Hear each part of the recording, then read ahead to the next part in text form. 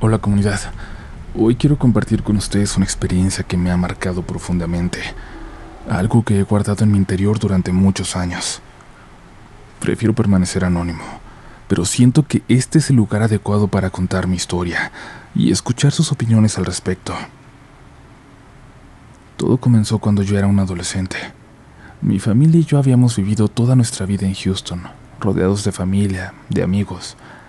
Nuestra casa siempre estaba llena de risas, de reuniones familiares y de esa calidez que solo el hogar puede ofrecer, sobre todo de esa calidez de las familias mexicanas o latinas en general.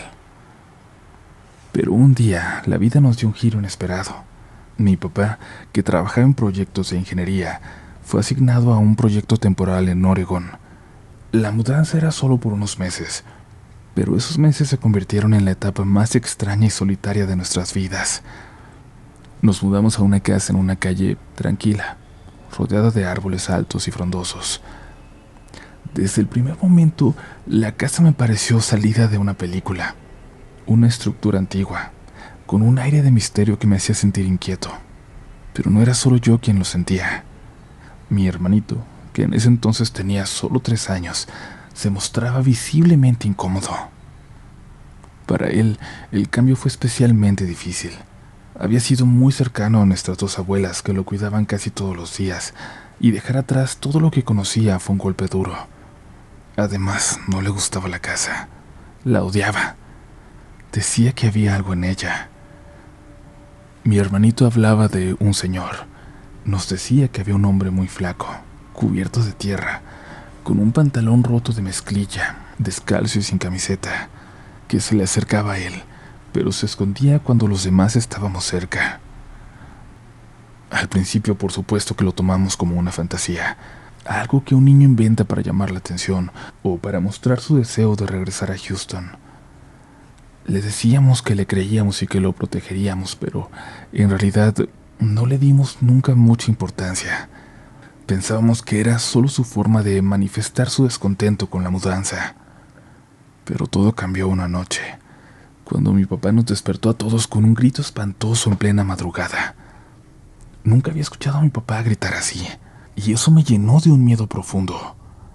Salió corriendo del cuarto con un cuchillo en la mano, revisando cada rincón de la casa. Nos llevó a mi hermano y a mí a su cuarto, y luego le dijo a mi mamá que saliéramos, que esperáramos en el carro. Yo no entendía lo que estaba pasando, pero podía sentir el terror en el ambiente. También mi mamá lo sentía. Desde el carro vimos cómo mi papá revisaba toda la casa. Cuando finalmente salió, llevaba una mochila y nos dijo que nos íbamos a un motel. Fue ahí cuando intentábamos dormir, donde escuché a mis padres hablando sobre lo que había pasado. Mi papá contó que había escuchado un ruido en medio de la noche, algo que rascaba la puerta de su habitación.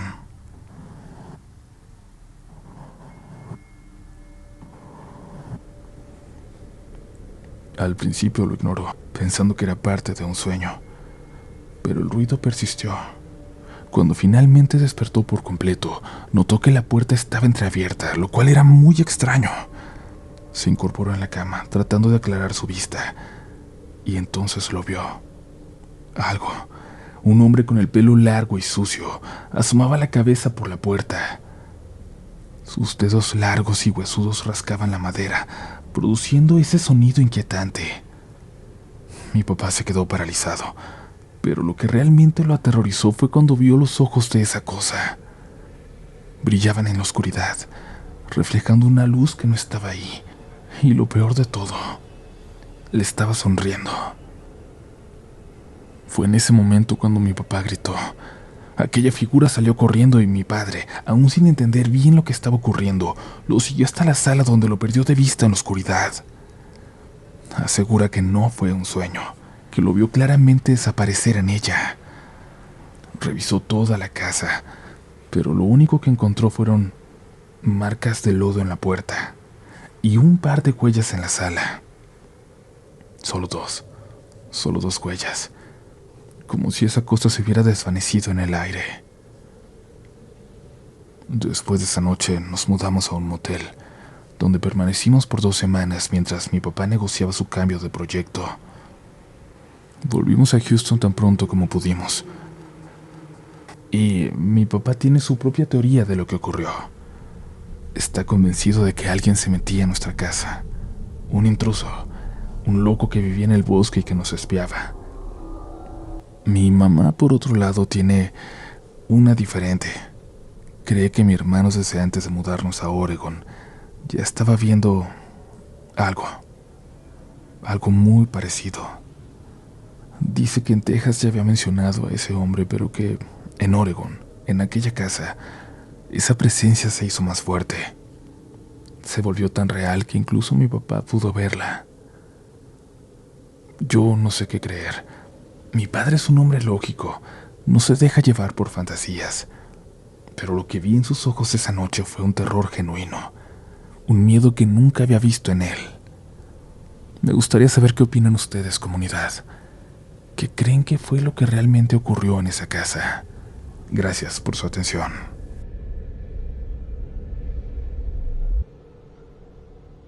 Nunca olvidaré ese verano.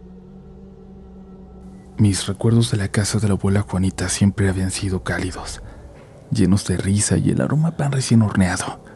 Pero esa vez, algo en el ambiente era distinto, y aunque no lo entendía en su momento, una parte de mí presentía que algo estaba por pasar. Llegamos al pueblo enclavado en las montañas de Durango a media tarde. El viaje había sido largo y tortuoso, con curvas que parecían no tener fin, mientras ascendíamos por caminos estrechos bordeados de árboles que se alzaban como centinelas antiguos. El cielo, que en la ciudad era un azul inmutable, aquí era un tapiz cambiante de nubes grises que se movían muy lentamente, como un presagio. La casa de la abuela estaba rodeada por un jardín descuidado, donde la naturaleza había reclamado su terreno. Y es que ella cada vez podía ponerle menos atención. Ya estaba débil y no podía trabajar en él como antes. Las paredes de adobe de su casa, aunque sólidas, mostraban las cicatrices del tiempo, y el tejado cubierto de musgo resumaba humedad. A lo lejos la montaña se veía majestuosa, su cima como casi siempre perdida en la niebla, en esa niebla que nunca se disipaba del todo. El aire era denso, impregnado de humedad, y una brisa helada que nos rodeaba como un abrazo de bienvenida cada que íbamos para allá. Ese frío nos hacía sentir en la montaña, en la casa de la abuela, y al mismo tiempo nos recordaba lo lejos que estábamos de la calidez de nuestras casas en la ciudad. Los adultos casi siempre parecían ajenos a esa atmósfera. Mi mamá, mis tíos, todos estaban ocupados con los preparativos de la cena como siempre, charlando, poniéndose al corriente. Y mientras tanto, aquella tarde, mis primos Cale y René, junto con mi hermana Adriana, decidieron explorar los alrededores. Yo era un poco mayor y preferí quedarme cerca, viendo cómo corrían y gritaban entre las sombras de los árboles. Pero no pasó mucho tiempo antes de que la curiosidad me venciera, y decidí seguirlos, ver a dónde se habían ido.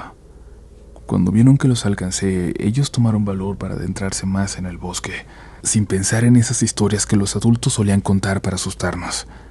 Había algo en esos árboles, en la forma en que sus ramas se retorcían hacia el cielo, que a mí me hacía sentir siempre pequeño, insignificante. La luz del sol apenas lograba filtrarse entre el follaje espeso, y hacía sombras que parecían moverse a nuestro alrededor, como si el bosque tuviera vida propia.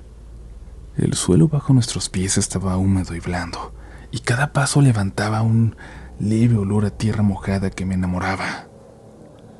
¿Escucharon eso?, preguntó Adriana, deteniéndose de repente. Su voz, normalmente firme, tenía un matiz de inquietud que me puso en alerta. Nos quedamos en silencio, atentos, intentando distinguir algo. Ayúdenme, ayúdenme, por favor, ayúdenme. Y entonces lo escuchamos. Era un sonido débil, apenas un murmullo, pero claramente humano. Una voz que parecía venir de todas partes y de ninguna al mismo tiempo.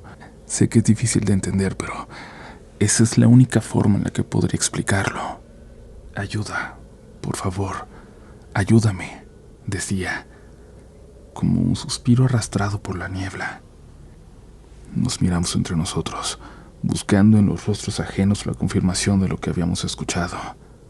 La niebla, que hasta ese momento había sido una presencia distante, comenzó a envolvernos, haciendo que el bosque se sintiera aún más cerrado, que nos oprimiera. «Vamos a buscar. Es alguien que necesita ayuda», dijo René, con la valentía que solo un niño puede mostrar en una situación así. Sin esperar respuesta, se adentró más en el bosque, seguido de cerca por Kale y Adriana. Yo, sintiendo una mezcla de temor, de curiosidad, pero sobre todo de responsabilidad por ellos, lo seguí, aunque una parte de mí me gritaba que volviera. El bosque parecía cambiar a medida que nos adentrábamos.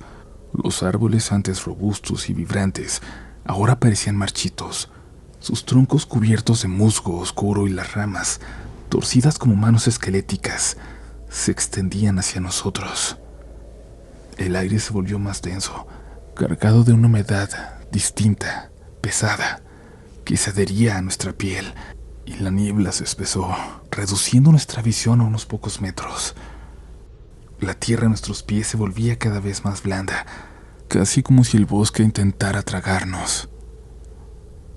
Finalmente llegamos a un claro. En el centro había un árbol distinto a todos los demás. Su tronco era grueso y retorcido, como si hubiera sufrido siglos de tormento. Pero lo que nos detuvo en seco fue lo que vimos junto a él. Atada al árbol, con una soga vieja, estaba una mujer. Su piel pálida y casi translúcida se fundía con la corteza, como si el árbol estuviera absorbiéndola lentamente. Sus ojos nos miraron con una mezcla de desesperación y esperanza. «Por favor, ayúdenme», susurró la mujer, como si cada palabra le costara un esfuerzo inmenso. Extendió una mano hacia nosotros, una mano delgada, en los huesos, con uñas largas y negras. Mis primos y mi hermana retrocedieron por miedo, y yo sentí un nudo formarse en mi estómago. «¿Quién eres?», preguntó Adriana. Su voz estaba temblando, pero manteniendo la compostura. «Me pusieron aquí. Gente mala. No me dejen así». La mujer cerró los ojos como si estuviera al borde de la inconsciencia.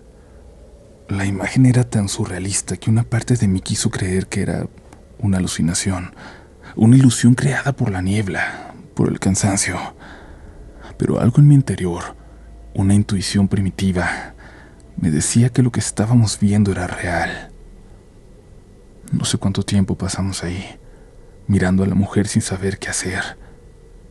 El miedo nos paralizaba, y aunque sabíamos que debíamos hacer algo, ninguna parte de nosotros se atrevía a acercarse. Finalmente fue René el que dio el primer paso atrás. «No podemos. Tenemos que avisarle a los demás, a mis papás, a mi abuelita», dijo, con su voz quebrada por el terror. Asentí, incapaz de articular palabra tampoco. Los cuatro dimos media vuelta y comenzamos a correr, tropezando en la maleza, sintiendo cómo las ramas, las raíces parecían querer atraparnos. La niebla nos envolvía cada vez más, y el eco de la voz de la mujer resonaba en mi mente con cada paso que daba. Me sentía culpable por dejarla así, por no haberla ayudado. Llegamos a la casa jadeando, con el miedo reflejado en nuestros rostros. Los adultos nos miraron con sorpresa, y cuando comenzamos a contar lo que habíamos visto, sus expresiones cambiaron de incredulidad a preocupación. Pero fue la abuela Juanita quien realmente entendió la gravedad de lo que estaba pasando. Su rostro, normalmente tranquilo y sereno, se oscureció. Sus ojos adquirieron una intensidad que nunca antes había visto. «Llévenme para allá.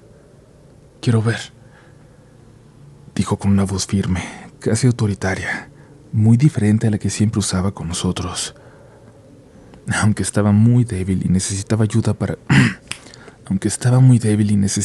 para caminar, ninguno de nosotros se atrevió a contradecirla. El camino de regreso al claro fue silencioso. La niebla parecía más densa, como si el bosque mismo quisiera ocultar lo que habíamos visto. Cuando llegamos, mis padres y mis tíos comenzaron a buscar desesperados, tratando de encontrar a la mujer que habíamos descrito. Pero no había rastro de ella. Solo encontramos ese árbol, oscuro y retorcido. La abuela se acercó lentamente a él y sin decir palabra comenzó a rezar. Sus palabras, en un susurro casi imperceptible, flotaban en el aire, y el viento, que hasta entonces había estado quieto, comenzó a soplar suavemente, como si respondiera a sus plegarias. Nosotros, los niños, nos quedamos atrás, observando en silencio. Sabíamos sin que nadie nos lo dijera que algo importante estaba pasando.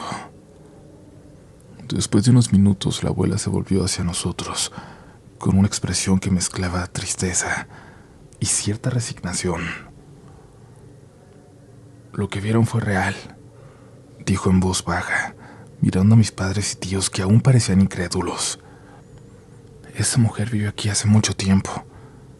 Era una bruja, atrapada por sus propios maleficios. Los árboles todavía la recuerdan, y por alguna razón, hoy decidió mostrarse a ellos. Pero no tengan miedo, ya no puede hacernos daño. Debemos respetar su descanso. El regreso a la casa fue silencioso. Nadie se atrevió a hablar de lo ocurrido, como si al hacerlo corriéramos el riesgo de atraer de nuevo aquella presencia. La abuela Juanita, que siempre había sido el pilar de la familia, parecía más cansada que nunca. Al llegar a la casa se retiró a su cuarto sin decir palabra, y los adultos, aunque intentaron disimular, no pudieron ocultar la preocupación. Esa noche el silencio en la casa era casi palpable. Hasta los ruidos habituales del bosque, el canto de los grillos y el crujido de las ramas parecían haberse extinguido por completo. Me quedé despierto mucho tiempo, nada más mirando el techo de mi habitación que compartía con mis primos, tratando de entender lo que habíamos visto. El miedo se había instalado en mi pecho, y aunque trataba de convencerme de que todo había sido producto de nuestra imaginación, no podía sacudirme la sensación de que algo oscuro, antiguo, nos había observado desde las sombras y que seguía allá afuera. A medida que las horas avanzaban, el silencio de la noche se volvió casi insoportable para mí. Mis ojos recorrían la oscuridad de la habitación, buscando alguna señal, algún indicio de que lo que habíamos experimentado no era real, de que estaba loco, de que era mi imaginación. Pero la casa permanecía en un mutismo inquietante, como si el propio bosque hubiera decidido mantener su secreto oculto, como si fuéramos parte de ese secreto a partir de entonces. No sé en qué momento me quedé dormido, pero mis sueños estuvieron llenos de imágenes confusas. Soñé con la mujer atada al árbol, con su mirada vacía, con la niebla espesa que nos rodeaba y la voz de la abuela Juanita rezando en un idioma que yo no entendía. Me desperté varias veces con el corazón latiendo con fuerza en el pecho, solo para encontrarme en la misma oscuridad silenciosa, en esa maldita oscuridad. A la mañana siguiente el clima había cambiado. El sol apenas lograba perforar la neblina que aún cubría la montaña, y el aire estaba impregnado de una humedad fría que se colaba por cada rendija de la casa. Mis papás, mis tíos, trataban de actuar como si nada hubiera pasado, pero la tensión era evidente. Los niños nos quedamos cerca de la casa, demasiado asustados ya como para aventurarnos de nuevo en el bosque. Incluso la abuela, normalmente madrugadora, no había salido de su cuarto. Pasaron algunos días antes de que alguien mencionara el incidente. Fue durante una cena, en la que el ambiente era silencioso, triste, y las conversaciones pocas.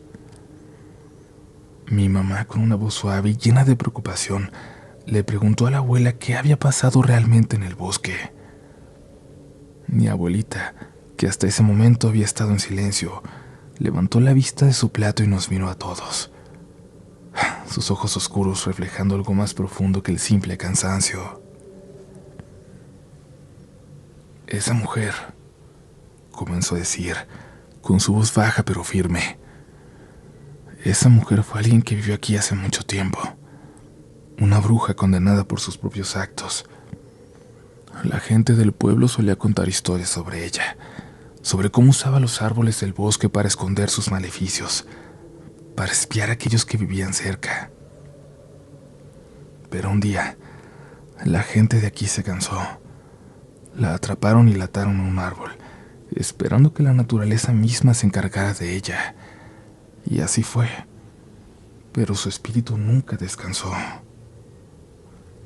Hizo una pausa, como si las palabras le pesaran en la boca. Decía a mi mamá que los árboles la absorbieron, que le hicieron parte de ellos. Y de vez en cuando el clima y las circunstancias son las adecuadas, su espíritu se muestra, buscando liberarse. Lo que ustedes vieron, niños, fue su desesperación, su intento de aferrarse a la vida.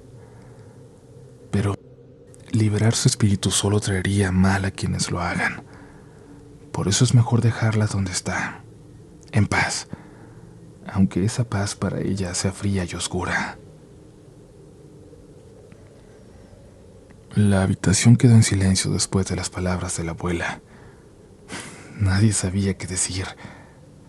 Una parte de mí quería preguntar más, quería entender, pero otra, más sabia, sabía que algunas cosas era mejor dejarlas sin respuesta. Esa fue la última vez que hablamos de la mujer en el árbol. La vida siguió adelante y con el tiempo, la familia dejó de visitar tanto la casa de la abuela. Sin embargo, cada vez que yo regresaba, no podía evitar mirar hacia el borde del bosque, buscando entre las sombras algún rastro de esa presencia que había marcado mi infancia. Nunca volví a escuchar esa voz, ni ver esa figura pálida entre los árboles, pero el recuerdo permaneció conmigo, como una cicatriz invisible. Hoy, ya adulto, aún me pregunto qué fue lo que realmente vimos ese día. ¿Era solo una leyenda, una historia contada para asustar a los niños, o había algo más? Algo que el bosque mismo había decidido mostrarnos. Nunca lo sabré con certeza, pero una cosa es segura. Ese verano cambió la forma en que veía el mundo, y aprendí que hay fuerzas en la naturaleza que es mejor dejarlas en paz, nunca descubrirlas. Y aunque no volví a escuchar esa voz, cada vez que siento una brisa fría o veo la niebla descender sobre las montañas, aunque esté a miles de kilómetros de distancia, aunque esté en otra parte del mundo, no puedo evitar recordar a la mujer en el árbol, atrapada para siempre entre este mundo y el siguiente, esperando una liberación que nunca llegará. Espero.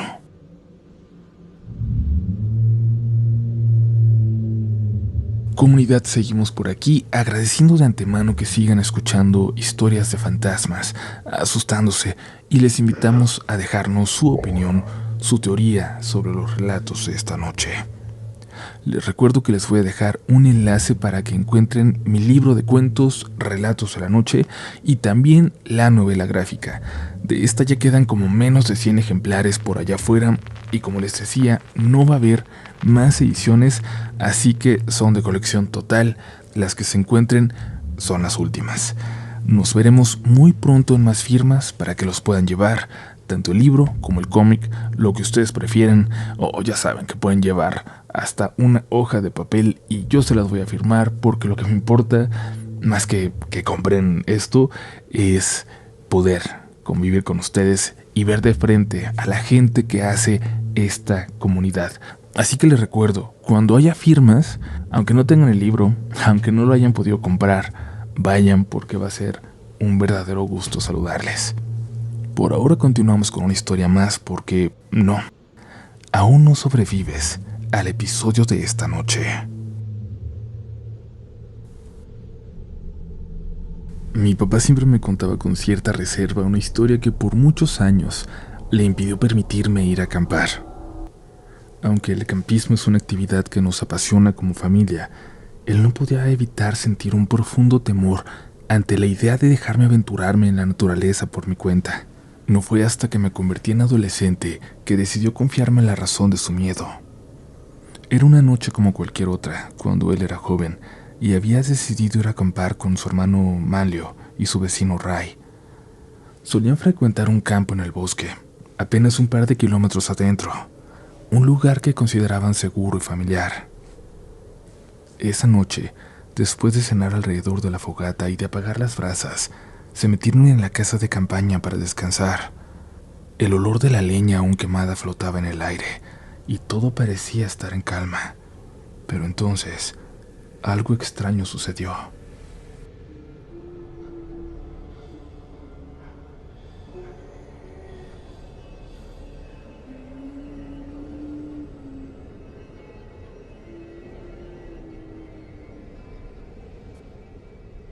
Escucharon un llanto, suave al principio, pero lo suficientemente claro como para captar su atención. Parecía el llanto de una mujer, sollozando en la oscuridad del bosque. No era un sonido distante, sino que se acercaba lentamente hacia ellos. Al principio intentaron ignorarlo, pensando que podría ser un animal o simplemente el viento jugando con sus mentes. No sería la primera vez. Pero el llanto persistía, rodeándolos, como si una presencia invisible estuviera caminando alrededor de su tienda. Manlio, el más curioso de los tres, se asomó por el cierre de la tienda, abriéndolo apenas un poco, pero no vio nada. Sin embargo, el llanto seguía moviéndose, pasando justo frente a la puerta, pero sin que se viera ni una sombra, ni una figura, nada. Solo el sonido inquietante y doloroso. Decidieron no hacerle caso, convencidos de que podría tratarse de un fantasma. En ese bosque ya habían escuchado historias de apariciones, de almas en pena que vagaban entre los árboles. Pero lo que sucedió después fue algo que ninguno de ellos esperaba.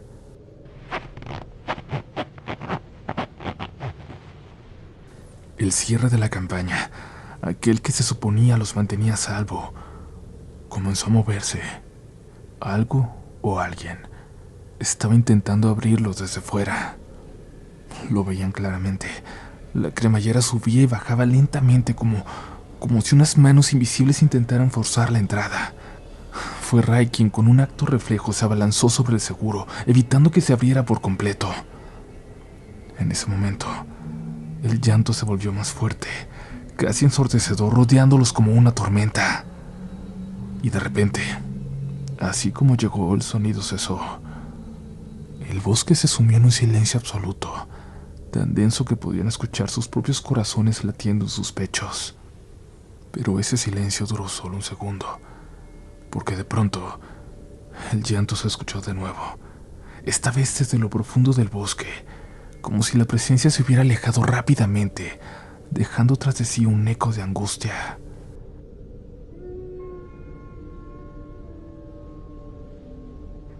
Mi papá había oído hablar de los espíritus del bosque, de los duendes que, según las leyendas, hacen esos sonidos para asustar a quienes adentran en sus dominios sin permiso. Pero hasta esa noche nunca había creído en esas historias. Esa experiencia lo marcó para siempre, y fue la última vez que acampó o pisó un bosque. Fue por esa razón que le costó tanto trabajo permitirme hacerlo a mí. Por suerte, hasta el día de hoy, yo no he escuchado ni visto nada raro en mis acampadas, pero no puedo evitar pensar en esa historia cada vez que me encuentro en medio de la oscuridad del bosque, con solo una delgada tela separándome de lo desconocido, de la oscuridad, de la noche.